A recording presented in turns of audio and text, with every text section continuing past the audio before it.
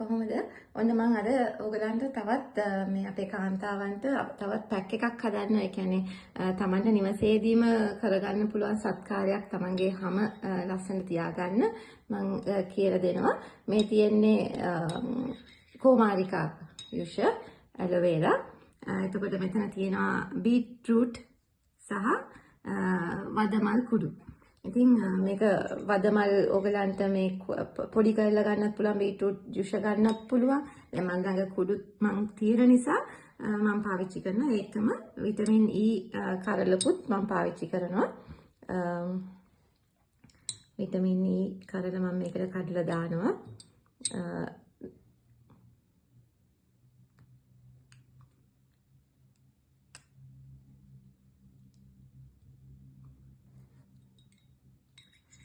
ඊට පස්සේ මම මේ ටිකත් මේකට එකතු කරනවා.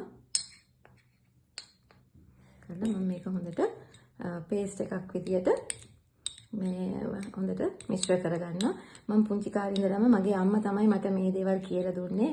විවිධ දේශීය දේවල් වලින් අමුද්‍රව්‍ය පාවිච්චි කරලා කොහොමද අපිට ලස්සනට ඉන්න පුළුවන් කියලා. ඉස්සර මට මතකයි මම මේ ගුවන් සේවිකාවක් විදියට කටයුතු කරද්දී මම ප්ලේන් එකේ ගිහලා එනකොට ගෙදර එනකොට අපේ අම්මා මට ලොකු කුහුඹ කොළ තම්බලා එහෙම නැත්නම් මිනිවැල්කට තම්බලා ලොකු වතුර භාජනයක් තියලා තියෙනවා මට ඒකෙන් නාලා ඇඟ සෝද ගන්න. ඒ කියන්නේ එතනින් ගොඩාක් ඒ කියන්නේ හැමතත් හොඳයි විස බීජ මේවා කරන. දැන් මේ විස බීජ නැසනවා. ඉතින් දැන් මෙතනත් මම මේ හදපු මේ පේස්ට් එකේ සම සුමුදුව තියාගන්න, ඒ වගේම සම තෙතමනිය ආරක්ෂා කරගන්න, ඒ වගේම මෙතන තියෙනවා මේ අපි වයසට යනකොට මේ ඇන්ටි ඒජින් මේ අපි වයසට යනකොට ඒක වළක්ව ගන්න, හැම රැලි වැටෙන එක, මුහුණ හොඳින් පවත්ව ගන්න, ඒ කියන්නේ මේ ඇදෙන ගතිය පවත්ව ගන්න මෙතන මේ අමුද්‍රව්‍ය වලින් ලොකු උපකාරයක් වෙනවා. ඒ වගේම මේක සාමාන්‍ය සමග ඒ කියන්නේ ගොඩක් සංවේදී සමකටත් මේක ගොඩක් හොඳයි. විශේෂයෙන්ම කුරුල සමයේ ගැටලු තියෙන අයටත් මේක ගොඩක් හොඳයි ආලේප කරන්න. ඉතින් ඔයගලන්ටත් පුළුවන් ඔයගලන්ගේ මූණ හොඳට ක්ලෙන්ස් කරලා පාවිච්චි කරන ක්ලෙන්සර් එකකින් ඊට පස්සේ මේ පැක් එක දාලා ඔයගලත් අත්හදා බලන්න.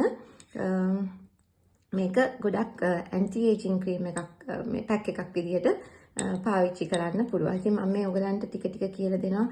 මොකද ගොඩක් අය මගෙන් අහනවා කොහොමද මම මොනවද පාවිච්චි කරන්නේ මගේ මේ පෙනුම පවත්වා ගන්න කියලා. ඉතින් මම මගේ තියෙන රහස් මම එකින් එක ඔයගලන්ට කියලා දෙන්න. ඉතින් පුළුවන් අය මේ දේ පාවිච්චි කරන්න, ආලේප කරලා බලන්න.